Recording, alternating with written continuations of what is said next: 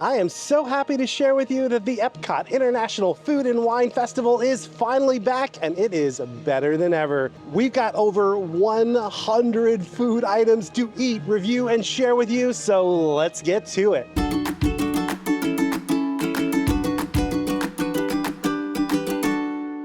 Hi-ho everybody, this is Rob with Ear Scouts coming to you from the 2024 Epcot International Food and Wine Festival. This year, so many of the food items that came back from previous years came back better than ever, and I am pleased to report that the new booths actually offer some of our favorite food items from this year's festival. To be fair, there are definitely a few items that you might want to skip while you're here, but don't worry, we're going to take you booth by booth, dish by dish, and tell you what we thought about each and every food item at this festival. We got a lot of stuff to eat, so let's get to it.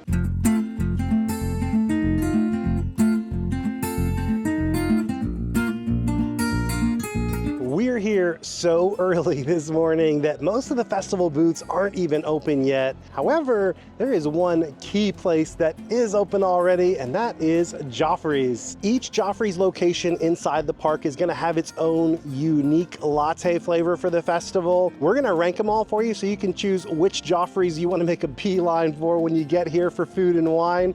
Coming in at number 4 was the location over there by Disney Traders in Mexico. They have a PB&J latte, and if that sounds kind of weird to you as it did to us, you should probably go with your gut. This one was a little strange.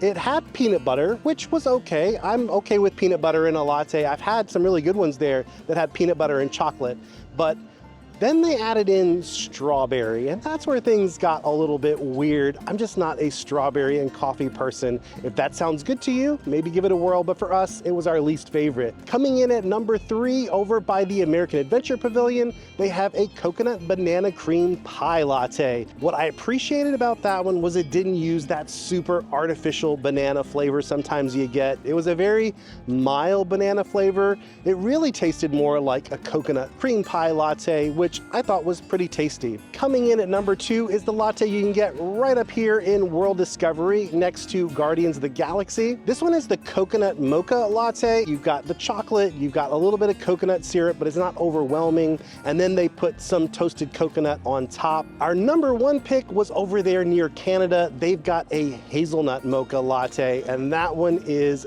insanely delicious. They always have the hazelnut and mocha behind the counter, so you could actually get them to make this for you at any Joffreys location all year long, and I may start to do that because it is my new favorite Joffreys latte. Before we hit our first traditional food booth though, I want to head here into Connections Eatery because once again, they have a special food item just for the festival. This year, it's a Korean barbecue chicken sandwich with pickled cucumbers on a brioche roll. I really like that they called these pickled cucumbers instead of pickles because these are really freshly made. They definitely have more of a cucumber flavor than pickle, and it actually worked perfectly with this sandwich. The brioche buns are really soft and delicious, and this Korean barbecue sauce is wonderful. There's definitely some honey in there. It's sweet, it's spicy, and it's delicious. Right around the corner from Connections and behind the Creation Shop, you're gonna find Coastal Eats. Still early, not quite open yet, and I think that's fine. I'm not really ready to eat seafood at this hour of the morning,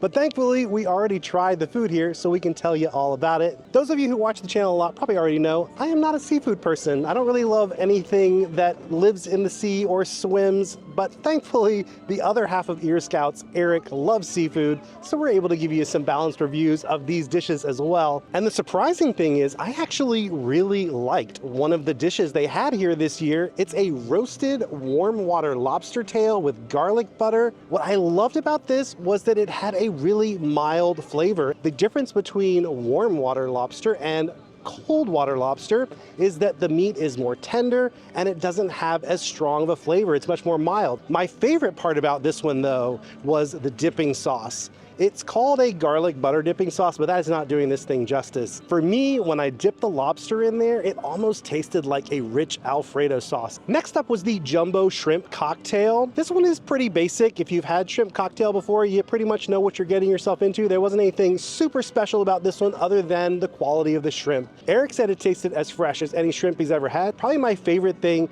was the charred lemon. Just added a little bit of grilled flavor to the dish, which I appreciated. Right across from Coastal Eats, you're gonna find one of my favorite booths, Flavors from Fire. This perennial favorite includes lots of food items that are either grilled or smoked. First up on the menu is the Steakhouse Blended Burger. The biggest flavor bomb here is definitely that truffle brie cheese fondue, and it is delicious. Unfortunately, the burger itself was a little on the gristly side. It was a little dry as well.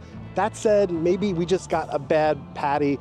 Everything else on this burger was delicious, especially that brie cheese fondue. Next up is the Impossible Montreal style burger. This one was delicious, but really salty. Most of the saltiness was coming from that Impossible patty, which was meaty, very salty, but it did taste really delicious with that tomato jam and the plant-based cheese. Finally is a returning favorite. This one has a smoked corned beef over some potato chips, but my favorite part is the beer cheese sauce. It is rich, cheesy, and delicious. I'm telling you, I look forward to this booth every single year, mainly for this dish. I definitely recommend trying this one out. Our next food booth is actually right around the corner. Let's head on over to the Fry Basket. As you can probably guess from that name, this booth is celebrating French fries and all things deep fried. We're gonna start with the plant-based option, which are the adobo yuca fries. If you've never had yuca fries before, these are similar in flavor to a French fry, but I love them because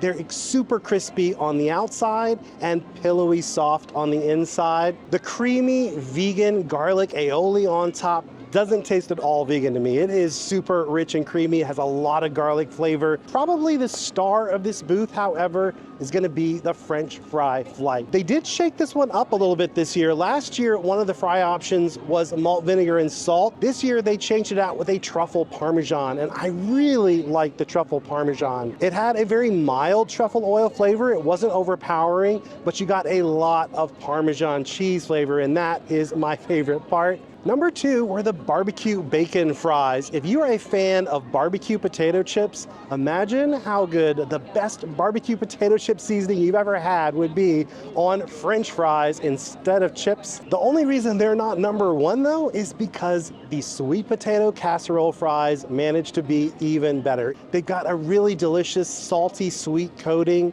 It's got some Thanksgiving-y spices in there. There's definitely some cinnamon. And then they top the whole thing with a toasted marshmallow sauce and a bourbon maple syrup glaze. Y'all, this is heavenly.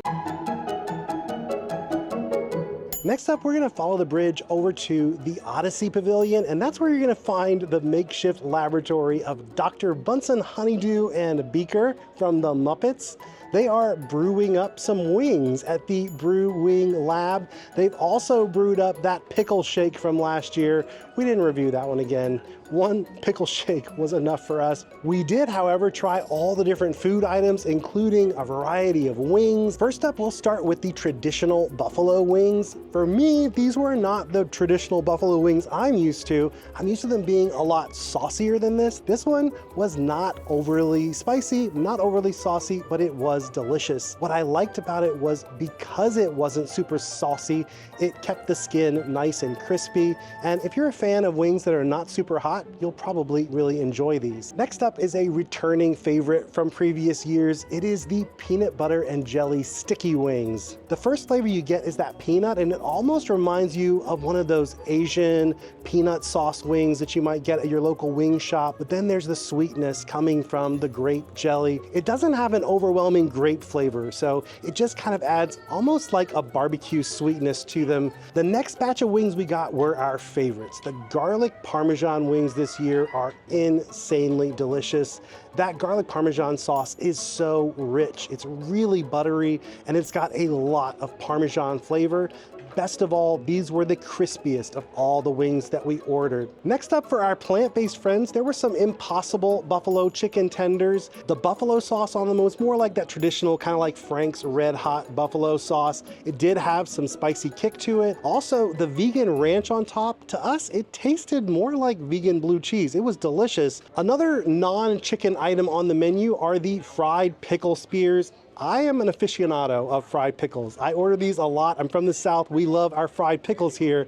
These are the best fried pickles I've ever had. I love them. A lot of times when you get fried pickles, they are super salty, but what I loved about these was they didn't add a lot of salt to the batter. It let the saltiness come from the pickle, and because these were spears instead of chips, they had a big, bold pickle flavor. And last but certainly not least, we have the unnecessarily spicy curry wings. These are really spicy. This is no joke, y'all. This is 10 out of 10 on the spice meter. You can also taste the curry in there, but honestly, it's just kind of overpowered by the spiciness of the whole thing. The biggest problem with this wing was because they put so much of the sauce on there, the longer they sat, the skin started to get really gummy. So if you do order these, you probably want to eat them really fast. Next up, we're going to stay here in the front of the park, but we're going to head over to the other side to Communicore Hall, where you're going to find 2 new booths, and one of those booths is essentially the starting line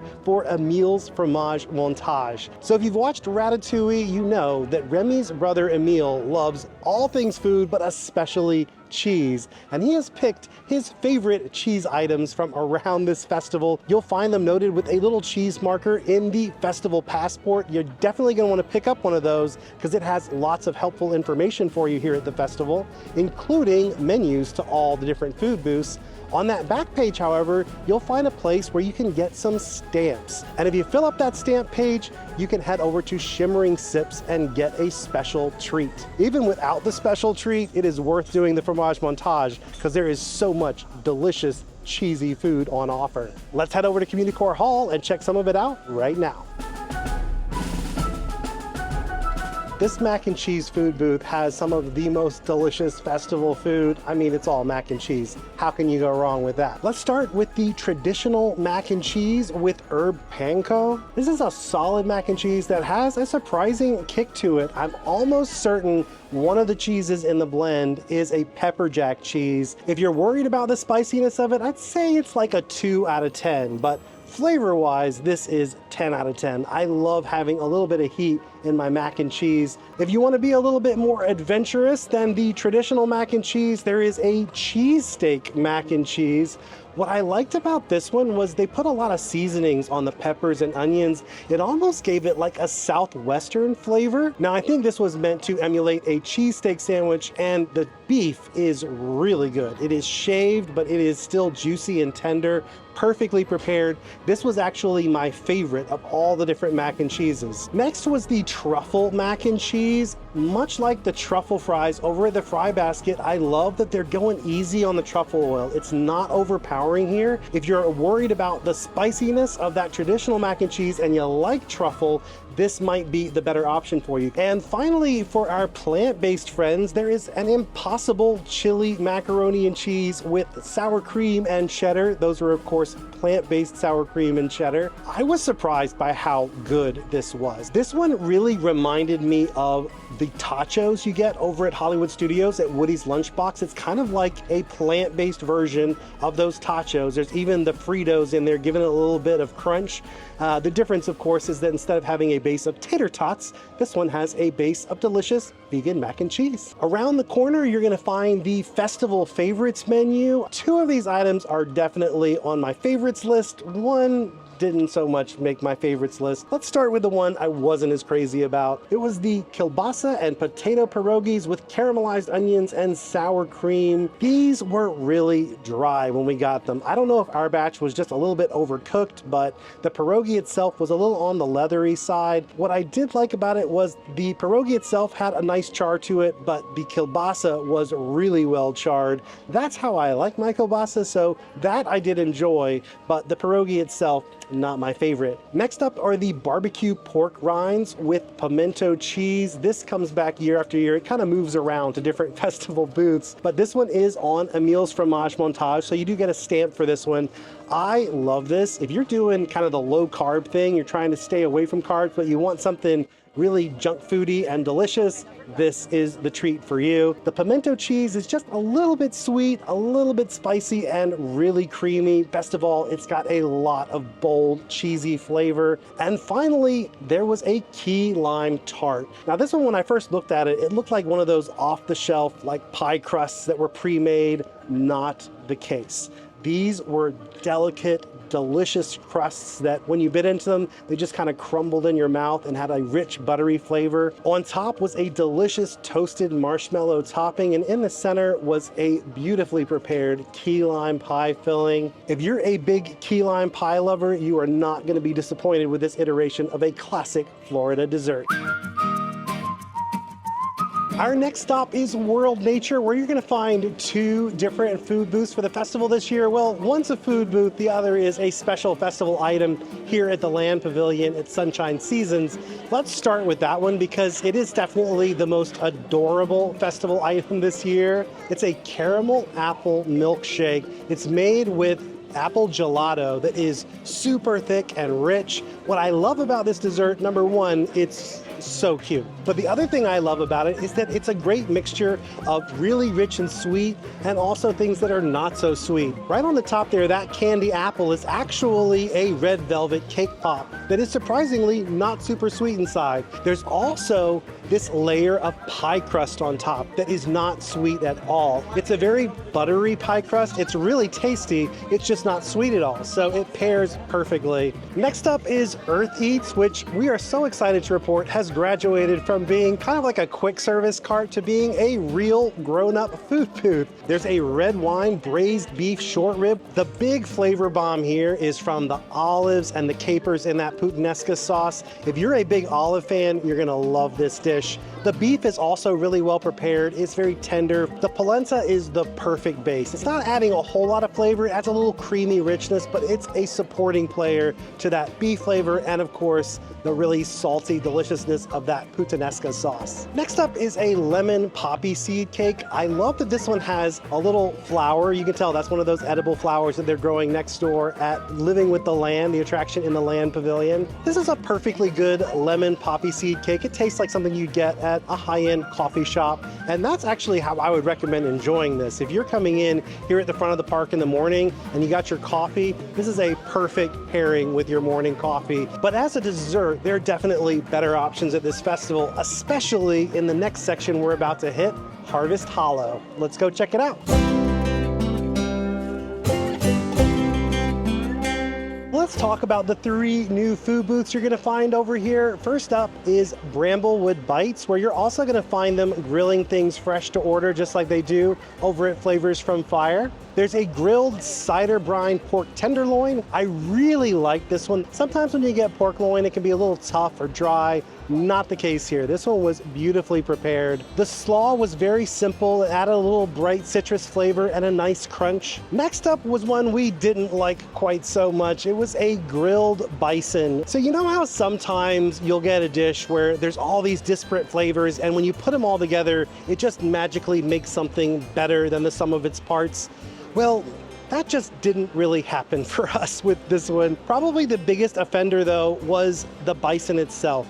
It was very tough and sinewy, kind of stringy. The other problem was the mushrooms. Not that the mushrooms were bad, they just had such a strong flavor that they kind of overpowered everything else in the dish. There's also a huckleberry sauce on top that adds a little bit of sweetness, but mainly it just kind of brings some tartness to the dish. Our favorite part was definitely the butternut squash puree. It had a little bit of a truffle flavor to it. It was nice, and if that was all this dish was, we'd give it a thumbs up. But when you put it with everything else, it just didn't come together for us, and we'd say this one is a skip. The final item on the menu was one that we were really divided on. This was my favorite thing from the booth. Eric did not like it at all. It was also, I think, maybe not prepared correctly because it was supposed to be a Brussels sprout dish. It was cast iron roasted Brussels sprouts and root vegetables. It's supposed to have a maple bourbon glaze, but For one thing, there was only 1/2 of one Brussels sprout in our entire order, so it seemed odd that this was billed as a Brussels sprouts dish. The roasted root vegetables were very good.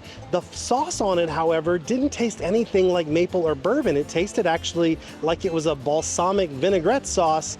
It was really good. It had a lot of bold flavor, but I almost wonder if the sauces got mixed up and maybe we got something we weren't supposed to get, because there was no maple or bourbon flavor at all. If you do decide to order this one though, you might want to ask for extra Brussels sprouts, because you don't want to end up with half a Brussels sprout like we did. Next door is our favorite new booth of the festival, milled and mulled. It's all desserts and they are all delicious. First off is a dessert that kind of got transplanted to this booth from American Adventure. It's a carrot cake that's covered in a cream cheese icing. It really was super fresh and moist. There were nice big chunks of dried fruit and nuts inside, and it wasn't terribly sweet, which is good because the icing that's on top is really sweet. It's the best part in my opinion because it brings that cream cheese flavor, but if you're not a fan of super sweet things, you might want to ask them to go a little easy on the cream cheese icing. Next up is a pear and almond frangipani pâté brisé. If you've never had a brisé before, it just basically means the pastry is made with all butter and it has a lot of butter flavor. I didn't get a whole lot of pear flavor. Mainly what you got was that almond flavor. If you've ever had a delicious almond croissant from a really good bakery, that's what this tastes like. Our favorite item, however, was the Boursin and fig balsamic cheesecake with fig jam and pomegranate. Love this dish so much. When you get a bite with the fig, the balsamic, and that rich Boursin cheesecake, it is like a symphony of delicious flavors in your mouth. This is one you definitely want to put on your must-try list. The final booth here, the Harvest Hollow section, is Forest and Field. It's almost into World Showcase. They were taking some big swings here. There were some really bold flavors going on. Not all of the swings yielded a home run, but I'm really glad that they were trying something bold and different. Let's start with the autumn chili. I liked some things about this dish. There were other things I didn't like so much. First off, don't think chili, because the spice mix that's in here is really more like the spices you'd find on your Thanksgiving table. It's very much like cinnamons and nutmegs. It's very fall flavored. That I kind of liked about it. I liked that it was unique. I also loved the jalapeno cornbread. It was actually sweet, so it brought a little bit of sweetness to the dish. What I didn't like was the mix of meat. I think that the bison was making it just a little bit gamey, but worst of all was the pork belly, because it just made the whole thing really fatty. I'm not gonna give it a thumbs down. I'm gonna say it's kind of in the middle, because there were a lot of things I liked about it, but it just didn't come together for me, mainly I think because of that pork belly. Next up was a pumpkin mascarpone ravioli. I think our ravioli had come out of the pasta pot a long time ago and had been sitting under a heat lamp, because the pasta was really tough and leathery. The whole thing was dried out. The filling didn't really have a lot of flavor to it. Honestly, the part I liked most about this was the brown butter sauce and the pecorino. That was the best part, but it definitely wasn't enough to save our dried out pasta. And finally, our favorite dish was the burrata with seasonal fall fruits. This is another adventurous dish. You remember how before I was talking about how different flavors sometimes come together and make something better than the sum of its parts? This is that dish. It's a lot of really simple things that when you put them together, they just taste fabulous. They're sweet, they're sour, they're salty, there's creamy from the burrata. This is a lovely dish. It's simple but wonderful. So I definitely recommend giving this one a whirl. We're almost ready to make our journey around World Showcase, but first there's a handful of booths right here at the front of World Showcase that I want to talk about. The first booth we're going to come to is Hawaii. It's a returning festival favorite booth, and I am pleased to report that this year it is better than ever. The slow roasted pork slider is delicious. In previous years, this was called the Kahlua pork roll. It's essentially the same dish, but I thought it was even tastier this year than it has been in recent years. It's got that Hawaiian sweet roll as a bun. It's super soft, and the pineapple chutney adds a little bit more sweetness. They also brought back the passion fruit cheesecake, which is on Emile's Fromage Montage. I thought this one was even better than last year. It also has some macadamia nuts on the side to give it a little extra crunch. The one we weren't crazy about this year was the Hawaiian rice bowl. The Spam was super salty and probably the best part of the dish. Unfortunately, the main component here was just plain rice. It didn't really have a lot of flavor to it. I guess it was good to cut the saltiness of the Spam, but for us, this one just didn't come together. It wasn't our favorite. Next door is Swirled Showcase, where they feature soft serve and frozen treats. They always do like a liquid nitrogen dessert here, which is a show to watch them make. This version of it, however, wasn't my favorite. It wasn't bad, but it was really the texture that threw this one off for us. It is a liquid nitrogen frozen sweet potato mousse. What I liked about it was that the pumpkin mousse was not overly sweet. It was like a really creamy, rich pumpkin pie flavor. What I didn't love about it was the texture. The mousse itself is really grainy. It's almost like there's little bits of fine sand in there. I didn't care for that, and that was really the one thing that threw this whole dish off for me. There were also 3 soft serves on the menu. You could get them in a cone or a cup, or you could also get them as a float. We tried the vanilla as a float. The vanilla last year was amazing. It had little flecks of vanilla bean in there.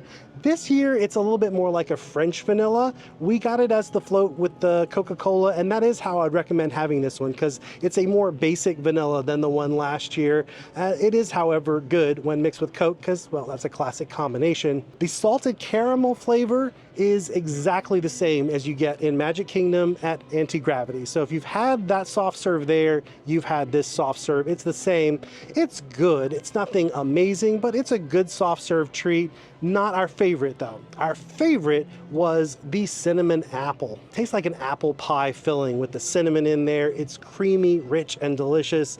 Definitely the winner out of the 3 soft serve options. We're gonna skip over Shimmering Sips for right now because we're gonna come back there at the end of the night to redeem our Emile's Fromage Montage item. So let's head on over to Australia. All 3 items on the Australia menu are returning from last year, and all 3 were as good, if not better, than they've ever been. First off is the grilled bushberry spiced shrimp skewer. The shrimp was smoky, spicy, and delicious. It was really large, plump, juicy shrimp. The other thing I loved were how fresh the vegetables tasted, and the sweet and sour sauce was clearly house made. This was not a jarred sweet and sour sauce. Next up is the roasted lamb chop with mint pesto and crushed salt and vinegar potato chips. The lamb was so tender and juicy this year. There was just a very little bit of fat on there, really just enough to keep it juicy, but not overly fatty. The pesto was bright and herby, and you got a crunch from those salted vinegar potato chips. We love this one every year. We especially loved it this year. Last up is the Lamington. This one just tastes kind of like birthday cake. The cake is very soft, moist, and delicious. It's got a little bit of raspberry flavor from that filling in the center, and the chocolate icing is good, not great. I would say this one is well executed, but not our favorite dessert unless you've just got a serious hankering for birthday cake. Our final booth before we head on our World Showcase adventure gets our award for Most Improved Booth of the Year. We didn't really love this one last year. It's the Noodle Exchange, and it features different flavors of ramen. This year, we thought all 3 of the ramens were really good. First up is the ramen with shaved beef. The broth was not too salty, which I think was the problem we had with this one last year. It was really just the right amount of saltiness so that when you paired it with those noodles, it was just the perfect amount. The beef was also really tender. It almost had a buttery flavor to it. The noodles themselves tasted like egg noodles. I really loved the texture. Next up was the Thai shrimp with rice noodles, shiitake mushrooms, and basil in a coconut curry broth. Really good, but I will say last year the broth had a bit more sweetness to it, which I liked. That said, this was a really good choice if you're looking for more of a Thai flavor. The shrimp was fine, nothing special here, but the shiitake mushrooms were a really nice addition. Finally was the ramen with tofu. I think this is actually the same broth that's in the beef one. The only difference is when they add in the beef, that does add a little bit of that beef fat and it does give it a slightly different flavor. My favorite thing about this though was actually all those spicy peppers. They really add a punch to the flavor here, which you need because the tofu is not marinated in anything. That's kind of the weakest part. It's still good in spite of that, mainly because the flavors of everything else is so good, but the tofu itself is probably the weakest part of this dish. As if on cue, the gray skies cleared away, the rain stopped, and we have beautiful weather as we begin our adventure around World Showcase. I love starting with Canada because number one, it's just such a gorgeous pavilion. But number two, there's always lots of delicious things to eat here for festivals because they've got two different spots to eat at. There's the regular Canada food booth for the festival, and then of course there's Refreshment Port, where they offer delicious poutine all year round, but they do a special poutine for each of the festivals. This year's poutine is returning from previous years, although we think it is way better this year than it has been in the past. The reason we think this is the best it's ever been is because normally this dish is really dry. This year there was a generous helping of mushroom gravy added into the mix. It wasn't mentioned on the menu, but it definitely made this one so much better than it has been years before. In addition to the delicious braised beef, there's just so much cheese. You've got that goat cheese from the Boursin, then you've got the cheese curds. Best of all, that gherkin relish just adds a sweetness that this thing needs because everything else is salty. Now let's talk about the main Canada Festival booth. Really, for food and wine, it becomes a showcase of the favorites from Le Cellier, which is the steakhouse that's here all year round. Eric thought that the filet this year was the best beef dish in the whole park. For me, it was actually France. We'll get to that in a little bit, but Eric loved this filet this year. I thought it was very good as well. Just like with the poutine, there's a lot of Boursin in this dish, both in the mashed potatoes and in the garlic butter. I'm a big Boursin junkie. I actually like that part even better than the steak, but the steak is really good. And last but certainly not least, there's the cheddar cheese and bacon soup served with a pretzel roll. This is a favorite every single year. The pretzel roll doesn't have any salt on it, which is perfect because this soup is so salty that the pretzel would really put it over the top if it was salted, but it really is perfect as it is with just the pretzel flavor and no salt. Well, that's it for Canada. Let's head next door to the United Kingdom. I am very sad to report that there is no Ireland food booth this year. However, there is a festival cocktail that you can get at that little bar station in front of Rose and Crown. It is called the Strawberry Basil Cocktail. It almost sounds like it's going to be a craft cocktail. That is not what you're going to get here. What you're going to get is kind of like a strawberry slushy, like you might get at 7-Eleven. I know that sounds bad, but on a really hot day, it is so refreshing. I actually loved it. The initial flavor you get is definitely a strawberry slushy, but on the back end, you get those botanicals. You get the flavor of the Saint Germain, you get the gin, so it does balance that out a little bit. But mainly, it's just a frozen drink that is super refreshing on a hot day. And now, we're off to France. Here in La France, you're going to find my favorite festival booth so far. As of right now, the France booth has been my favorite of this festival. There is one new item. If you're a lover of quiche and you're a lover of chèvre goat cheese, you are gonna go crazy for this. I'm not gonna massacre the pronunciation of the actual name, but it's essentially an egg custard with lots of Gruyere cheese in there, and there's this big old chunk of chèvre on top, and that's the main flavor you're gonna get. But it's really balanced by the other cheeses and the egg, and then as you dig down, you're gonna find this secret little stash of caramelized onions in there. The whole thing is just delicious. Next up is the returning Buff Bourguignon. I love Buff Bourguignon. It's one of my favorite dishes anywhere. This is an excellent representation of it. The beef is fall apart tender. The sauce is so rich. But my favorite thing this year, normally this comes with more traditional potatoes. This year it came with these really interesting like potato puffs. I think they were deep fried, but they were almost soft and spongy, and they would soak up that burgundy sauce from the beef. And man, these things were buttery, rich, and delicious. If you've never had Buff Bourguignon, this goes to the top of your list immediately. But even if you have, this is a really good version of that dish. If you've never had snails before, this is definitely the perfect place to have escargot for the first time. It's kind of like escargot with training wheels because it's wrapped inside of this really delicious and buttery pastry. And then there's a layer of rich, creamy, almost cheesy sauce in there. So if you're afraid of the snails, this is the best way to try them without tasting just pure snail. You're gonna taste all this other deliciousness wrapped around it. And finally, there is a creme brulee this year. I don't normally like fruit in my dessert, but in this case, I really enjoyed how the sort of citrusy flavors that were coming from that passion fruit and the mango actually balanced out the richness of the creme brulee itself. I really enjoyed this combo. I didn't expect to, and I did. Between France and Morocco, you would normally find Spain and the Strait of Gibraltar. But if you're here for the Food and Wine Festival between France and Morocco, you will find Brazil and Belgium. Well, let's go check them out. We're gonna start with Brazil. It's got the same items on the menu as last year. One of them was just as good as last year. The other one, sadly, not quite as good as usual. Let's start with the one that we didn't like quite as much as last year. That was the pão de queijo. This is traditional Brazilian cheese bread. It's usually really delicious. This time, I think we just got it at the wrong moment. Ours had clearly been sitting for a while. It didn't taste very fresh. And that's really key. You want pão de queijo to be right straight out of the oven, so it's ooey gooey delicious. In our case, it was a little bit more kind of lukewarm and chewy. So did not love the pão de queijo this year, but hopefully when you come, you'll get a fresher batch. Next up is a dish we did love as much as last year, and that is the feijoada.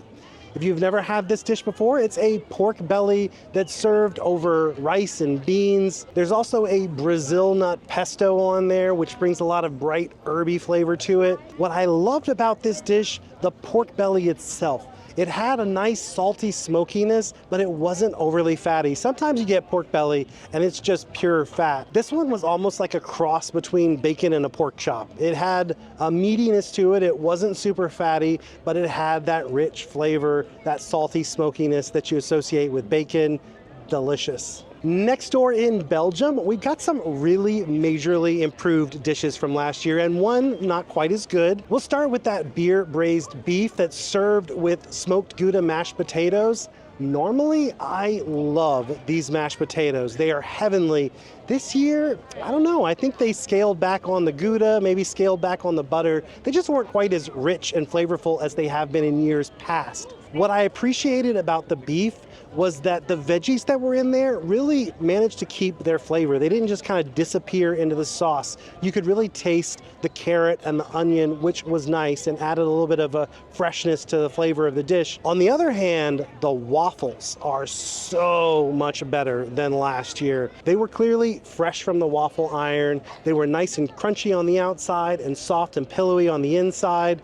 The toppings this year were really good. Last year on the chocolate version, there was kind of like a Hershey's syrup that was on top. This year, it is a rich chocolate ganache syrup that tastes like a high quality chocolate. It was really, really good. On the fruit version, you could tell it was made with fresh fruit. There was some blackberry in there, blueberry, raspberry, strawberry.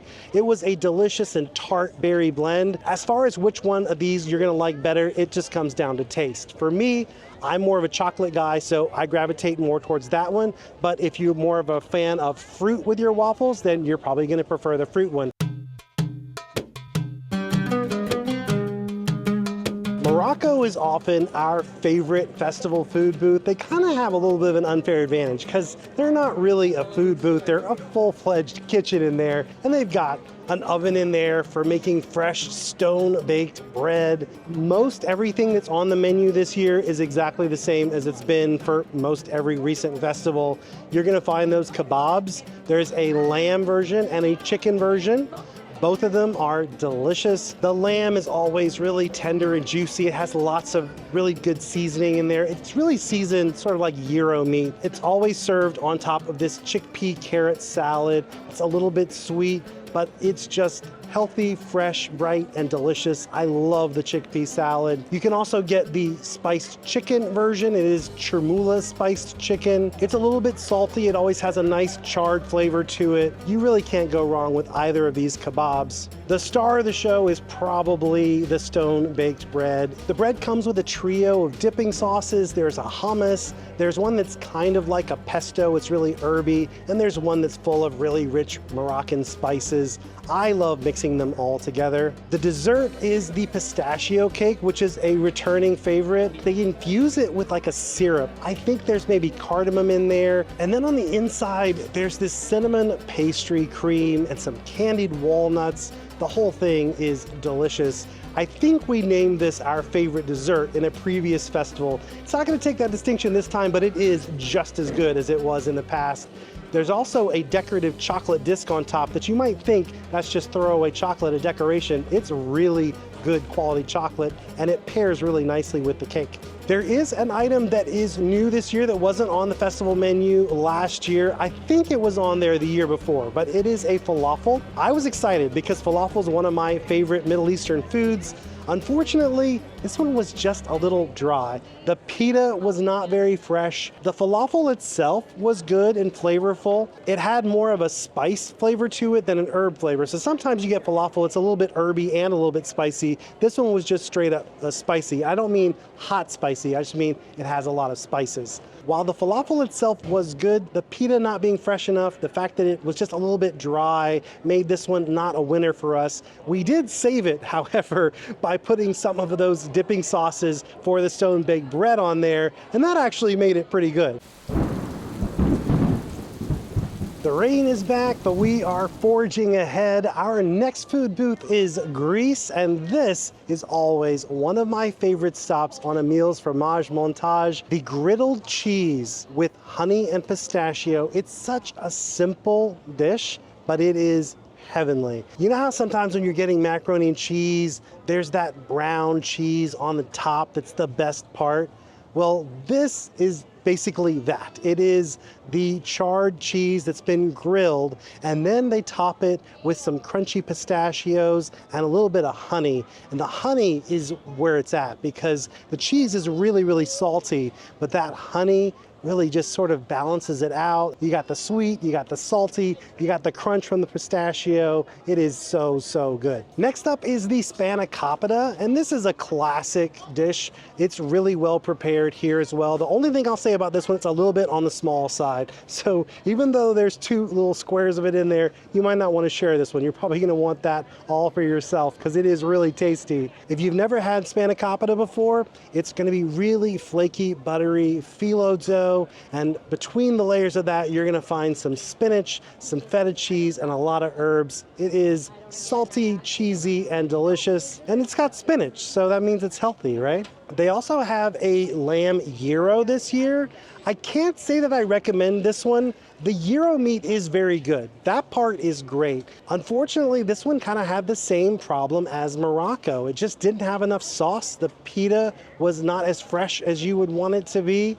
I'd say if you're a fan of gyros, you might want to wait and get it from your favorite gyro shop back home. There is one final item on the menu here. This one I liked last year, but it was not good this year. It is an impossible moussaka. Moussaka is usually really rich and indulgent and creamy, and it's got cheese on top. This is gonna be the plant-based version, so obviously it's not gonna have real cheese. The problem with this one though, it had been sitting in a hot box somewhere for ages. There was no creaminess here. It's also a little bit sweet, which I remember that from last year. It was a little sweet last year. There's some raisins in there. It's really just kind of a slightly seasoned, dried out piece of impossible meat on top of some chunks of eggplant. Maybe if you got it fresh, it would be good, but for us, we cannot recommend this one this year. We're here in my favorite little hideaway spot in Japan. As you're coming into the pavilion, you're gonna go past that little koi pond, up the path, and there's this oasis where there's always lots of shade, lots of tables. It's the perfect place to have a little festival meal getaway. This year on the festival menu, there are a couple of sushi items, and then there is the returning chicken teriyaki bao bun. I think the bao bun is perfect if you've got picky eaters who maybe want to go a little bit outside their comfort zone, but not too far outside, because the flavor is classic chicken teriyaki. It's like a ground chicken with a really sweet, rich teriyaki sauce. There's not really a lot of daring, adventurous flavor here, but for maybe a little one who's never tried a bao bun before, this could be a good first step for them. As for the sushi items, Eric really enjoyed the eel sushi. I didn't try that one because I could just tell I was not going to enjoy that particular menu item. But Eric said it was actually every bit as good as the sushi he had in Japan. We were recently at Tokyo Disneyland and in Tokyo proper, and he sampled a lot of different sushi there. He said this was as good as what he had over there. The other sushi item I did try, because it was Wagyu beef sushi, I didn't try the seaweed wrapper, but I tried everything else. If you're a fan of Wagyu beef or you've never had Wagyu beef before, this is a great way to try a little bit of it. We have reached the halfway point here in World Showcase, the American Adventure Pavilion, and there is so much going on in American Adventure. Of course, you've got the Eat to the Beat concert series. We watched Sugar Ray last night. They're actually performing again tonight.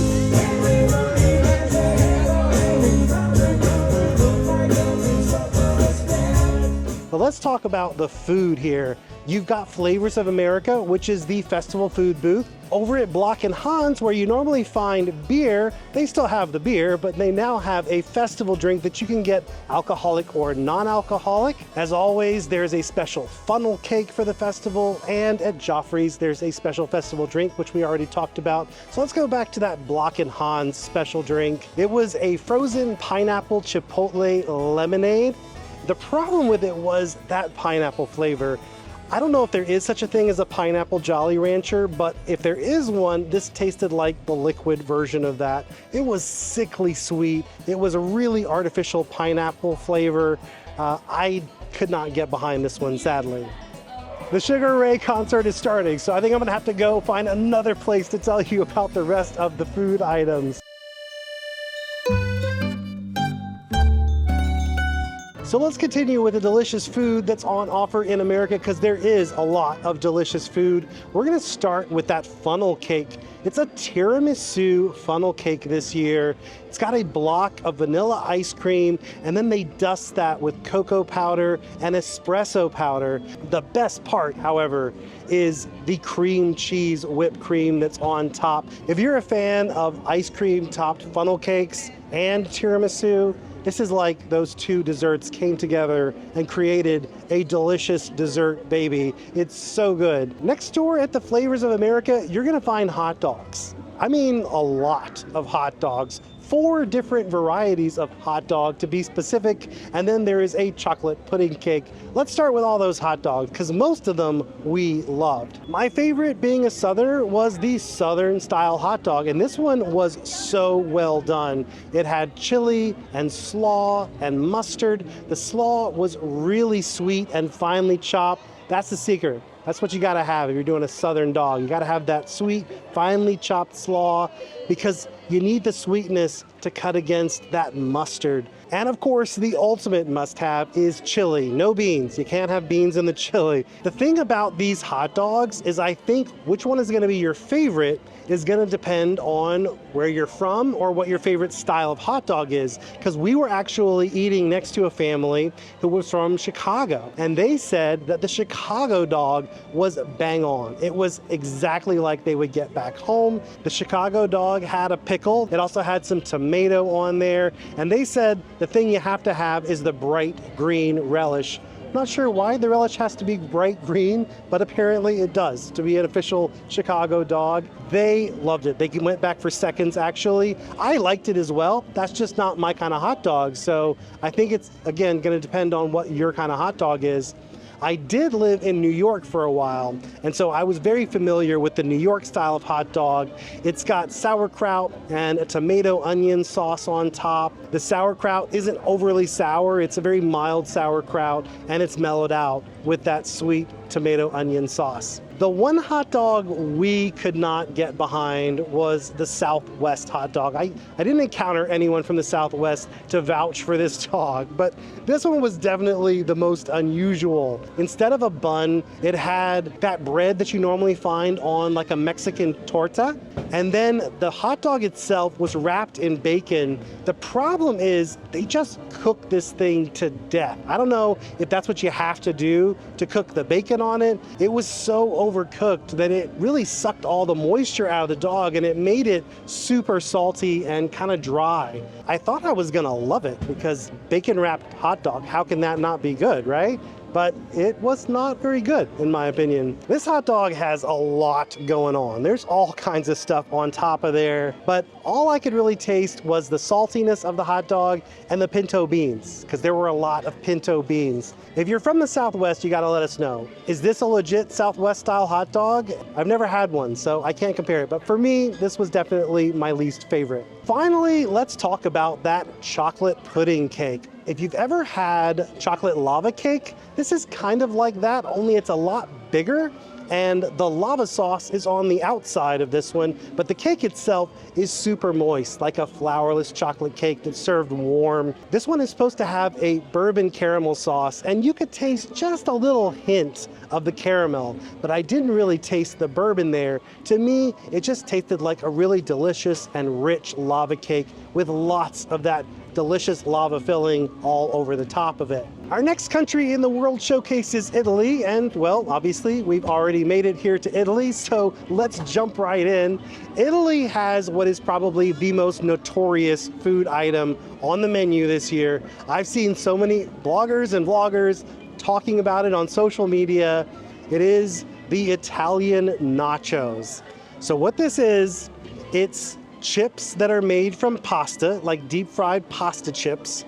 And then there is a bolognese sauce on top of that and some dried ricotta, which seemed like an odd choice because you could just as easily have done Parmesan or Romano or some classic Italian cheese, but they went with dried ricotta. It was not bad. The ricotta was not bad. What was bad was the fact that the bolognese just wasn't saucy enough.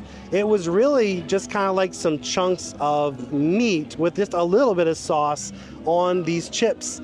It was a little on the dry side. It just needed something else. Maybe if they threw a dollop of Alfredo on there, it would be good, but as it is, I just can't really recommend this one. It was not super tasty for me. They also had a meatball on the menu. The meatball itself I liked. It had a nice cheesy flavor. You could tell there was a lot of Parmesan Romano cheese in there, which made it good. What was less good was that it was served dry. There was some pomodoro sauce on the side, and then there was what was supposed to be rosemary focaccia. Our focaccia had no rosemary. I didn't really taste a hint of rosemary. There was no rosemary on the bread, and also it was not freshly baked. The focaccia was just kind of like something you might get at your supermarket bakery. It was not great. The pomodoro sauce was fine, but what I wished was that the meatballs were in the pomodoro sauce, because as it was, they were just a little too dry. I cannot recommend this dish as it currently is, even though the meatball itself is not bad. What I can recommend, however, is the cheesecake.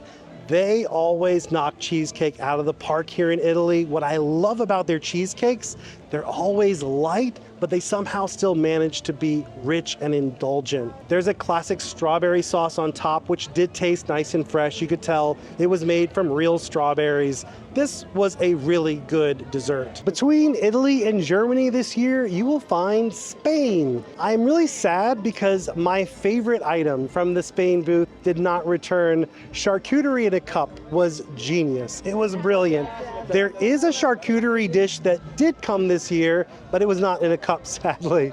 It was actually a very simple charcuterie plate. It was good. The manchego cheese was delicious. The jamon was really tasty. The bread was fine. It was like a crusty, rustic bread. My problem with this was just that it wasn't nearly as good as what we had last year. It was a lot smaller, and there just wasn't a whole lot to it. The paella this year, I could not review this because it was really, really fishy. Eric, who likes really fishy things, even for him, he thought this was really fishy. He did not care for the octopus that was in there. He didn't think it tasted very fresh. He did, however, enjoy the scallops that were there, but he just felt overall it wasn't his favorite paella. That said, there was a family next to us. They loved the paella. So I think how you're gonna feel about that paella is gonna depend on your tolerance for really fishy flavors. The next stop in our journey around the world is Germany, where you will find two different festival food booths. There's the Germany food booth, and then next door there is the Alps. Germany is home to an Emil's fromage montage item that is a perennial favorite. It is Schinkennudeln, which is sort of like German macaroni and cheese, except this version has ham and some diced onions in there. It is delicious. These items that are on the fromage montage that come back every single year, it's because they're so good and they're so popular. So if you're a fan of mac and cheese, this might even be better than the mac and cheese that you get over at the actual mac and cheese booth. But I like this because it's also a little special. It's a German version of macaroni and cheese. Another returning item that we didn't love so much this year was the bratwurst on a pretzel bun. This was a really dry bratwurst. The pretzel bun wasn't helping out because it didn't bring a lot of moisture to the party. The only moisture was that mustard, and it was just not enough to save this one. This was not great. And finally, the apple strudel returns with that delicious vanilla cream sauce. This is always a really well-made strudel. Lots of fresh fruit in there. You can tell this was prepared in-house. Apples are fresh. There's some raisins in there. The pastry is nice and flaky. But the best part is that delicious vanilla cream sauce. It's kind of like a creme anglaise, and it is wonderful when you pair it with that pastry. Next door at the Alps, they have brought back that raclette cheese. This is a tradition at this point. You're always going to find that stinky raclette cheese at the Alps booth. But I will say each year it is getting progressively less stinky. I think that they're probably responding to feedback from guests because it used to be really overwhelming. You would smell that stinky cheese from 2 pavilions away. This one is much milder. You don't even really smell it till you get right up on the booth.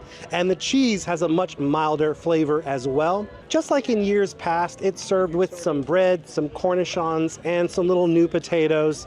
It's a lovely dish. You can also get it with ham. If you get it with ham, it only costs like 50 cents more. So unless you don't want the ham, it's a much better value to get it with the ham, but it is available in both options. They also have a dark chocolate fondue that is always delicious. This year it comes in a really cute little plastic pot. It's adorable. My favorite things to dip in it are the meringues and the cakes, but it also comes with raspberry and strawberry if you're more into fruit with your chocolate fondue. We only have 2 pavilions left in the World Showcase, but first we gotta visit Refreshment Outpost. This is essentially the stand-in for Sub-Saharan Africa. Historically, there's been a booth representing Kenya here. Sadly, there's no Kenya booth, but the good news is there's a lot more on offer than usual at Refreshment Outpost. There is an impossible spicy sausage. I especially like the peppers and onions. They had a little bit of a pickled flavor to them. And then there was a little bit of a kick coming in from that piri-piri aioli. This was a delicious treat and something more unique. If you're looking for vegan options, this is a flavor profile you're not gonna find outside of the festival. They also had a curried chicken and South African sausage stew. This reminded me of one of those delicious stews you find served over at Boma, which is the buffet restaurant at Animal Kingdom Lodge. I always really love those stews. They have lots of African spices, and the best part was it was served in a bread bowl that really soaked up the flavor from that curry base. For dessert, they have a giant version of the Zebra Dome, which is my favorite treat over at Animal Kingdom Lodge. This one's a little bit different. Number one, it's huge, but number two, it has a layer of chocolate cake inside. If I'm being honest, I would say the original Zebra Domes are better. This still features that amarula liqueur custard, and then it's got a cookie base. This one is good. If you're not going to be able to try a real Zebra Dome, this is a delicious thing to try, but it's just not as good as the original. We are here in China. We're actually stepping outside from the rain. The good news is we've already had the food from India and China, so we can tell you all about it. Right as you come into China, you're gonna see that India food booth right there. They've got 2 food items on the menu this year. There's a potato and pea samosa with coriander lime cream, which is actually plant-based. That's an entirely plant-based dish. And I was surprised because the coriander lime cream tasted really good. The samosa itself is as good as any samosa I've had anywhere. I definitely recommend this one. The samosa is filled with really heavily seasoned potatoes and peas. It's got kind of a curry flavor to it. And then that coriander cream on top is really what just makes it delicious. As for the chicken tikka masala, I wished I loved that one. It just was kind of fine for me. I've had this dish many times at different Indian restaurants, and I would say this was pretty middle of the road. It wasn't extraordinary. If you've got a delicious tikka masala at your local Indian restaurant, I'd wait till you got home and have it there. So now let's move on to China. There are 3 dishes in China this year. We'll start with the one that I thought was actually really good. It's a crispy duck bao bun with hoisin sauce. What I liked about this was the duck itself. It had a lot of flavor. It was a smoked duck, and it was really smoky. It almost tasted like bacon. The bao bun was fresh and pillowy, and the hoisin sauce brought a little bit of sweetness. The only thing about this one is it's very small. This is very much a snack item, but it's a good one. Next up are the pan-fried chicken dumplings. I just never loved the dumplings at this booth. To me, they taste exactly like the ones you get at Costco from the freezer section. They pan-fry them. The sauce that they're in is quite tasty. It's kind of a sweet soy sauce, but the dumplings themselves just are pretty unremarkable. And finally, the Shanghai scallion noodles with shrimp. These were not good. The noodles had almost no flavor. I definitely felt like they needed a lot of soy sauce or something to give them some kick. The shrimp was clearly frozen shrimp. It was not fresh. It was a little bit on the chewy side. Even though it was deep fried, the tempura batter wasn't super crispy. We just didn't love these at all. I'd say these are a definite skip. Earlier in this video, I know there were some Epcotians out there, some citizens of Epcot who were thinking, Rob, you just said there were only 2 pavilions left, but you've got China, Norway, and Mexico. There are 3 pavilions left. Sadly though, there's nothing food-wise for the festival here in Norway, which was why I said 2, because all we had left was China and Mexico.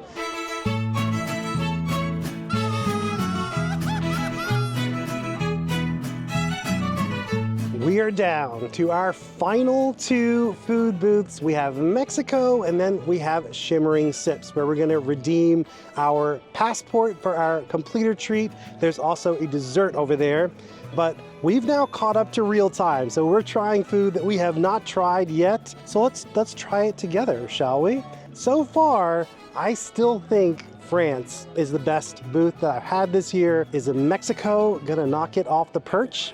Let's find out. So this is a flauta de barbacoa. Eric is right here. He is very mad at me for massacring the pronunciation. Let's try the flauta. That's really good. That fried tortilla is heavenly, so good. The barbacoa inside is nice, flavorful, tender. That is delicious. The real test though is Eric. What does Eric think?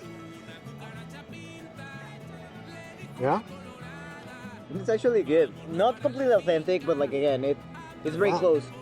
That tastes legit like something I would get in Mexico in the best possible way. So, so good. All right, I know I'm not gonna like this one as much because this is shrimp. This is the tostada de camarones. I feel like if I loved shrimp, I would probably like it a lot more. The biggest flavor I got from that was actually that chipotle aioli on top. It is zippy. It's got some kick to it, and it's the most predominant flavor there. I wanted to taste more of the mango. I felt like it needed some sweetness. I don't love that one just because I don't really love shrimp. Just give me a thumbs up or a thumbs down. It doesn't taste anything Mexican, and it doesn't taste anything fresh. And finally, we have the pan de elote. I don't love that. I'm really curious to see what Eric's gonna think of that. I feel like it's not a very good quality chocolate sauce. It tastes kind of like Hershey syrup, which surprises me. Usually Mexican chocolate has a little bit of cinnamon in there. This is not great. I like the bread itself. I hate the chocolate. So Eric agrees the chocolate is the thing ruining this. For him, he did like the pan de elote itself, and he was surprised. There's a little bit of chili on there, which is surprising. I didn't notice that at first, but now that I'm tasting it, there is, I think it's maybe some tahini or something, but there is a little bit of chili on there. I don't know, what do you think? Is this thumbs down or is it in the middle? Even Eric says, even though he liked the base cake, he thinks as it is, it's a thumbs down. So it does appear that France is gonna retain the title Best Booth of the Year for us. I also have to say, Best New Booth is definitely Milled and Mulled, but we still have one last booth to check out, and that is Shimmering Sips. They just have one food item other than the redemption treat. Let's go check those out. All right. Awesome, thank you. Yeah. So we're gonna try the completer treat first, just because it's melting. That is yummy. And that is perfect at the end of the night. That's exactly what you want. After a hot day, some cool ice cream, delicious cheesecake flavor. As far as the fromage montage goes, it's a no-brainer. It's fun. It's like kind of like a little food scavenger hunt, and the food is so good. There's definitely gonna be 5 of those items that you're gonna enjoy, and this makes a great treat at the end of your night. So now, drum roll please, the final food item we have to taste and review from the 2024 Epcot International Food and Wine Festival. This is a guava cake. I do believe it is a returning item from last year. This looks very familiar. There's like a layer of cake, and then there's a layer of fruit, and then there's a layer of the cream on top. The guava flavor there, man, it just hits you in the face. That is real legit guava flavor there. That is good. Is it better than my favorite dessert, which was the fig cheesecake back at Milled and Mulled? No, I don't think it is, but this is very good. I'm definitely gonna give that a thumbs up. So the biggest flavor you get is, I think the cake itself is soaked in like a guava nectar. So the base layer is cake with a little bit of corn in there. It definitely has a little bit of a corn flavor to it. On top of that, there's like a layer of almost like guava preserves, and that's where the bold guava flavor is coming from. On top, you got some coconut and this cream. The whipped cream has a really mild guava flavor to it. I definitely think it's a thumbs up. And it makes me really happy that we're ending our night with 2 thumbs up for the guava cake and for the completer treat. Well, I hope you guys enjoyed this video. I had a great time this year. This is by far my favorite food and wine festival I've ever been to, mainly because the food was so good. If you're planning to come this year, you are in for a real treat. We're also doing something new this year that I'm really excited to share, and that is over at earscouts.com. We have a new blog. You're gonna find all of these individual food booth reviews over there, so it'll be really easy for you to go back and reference them. In addition, over on our Patreon community, we're gonna create one master PDF kind of ebook of all of the food reviews in one place that you can download and take with you. I also want to thank our amazing Patreon family. Thank you all so much for supporting what we do here at Ear Scouts and making it possible for us to eat all of the food here at the Food and Wine Festival. If you'd like to join them and get access to exclusive bonus content like that PDF we were just talking about, head on over to patreon.com/earscouts. And of course, I want to thank all of you. Thank you so much for watching this video. If you enjoyed it, help us out by giving this video a like, subscribing to our channel, and then ringing that bell. That way you'll be notified whenever new videos like this come out. Until next time, don't forget to think happy thoughts, everybody. We'll see you again real soon.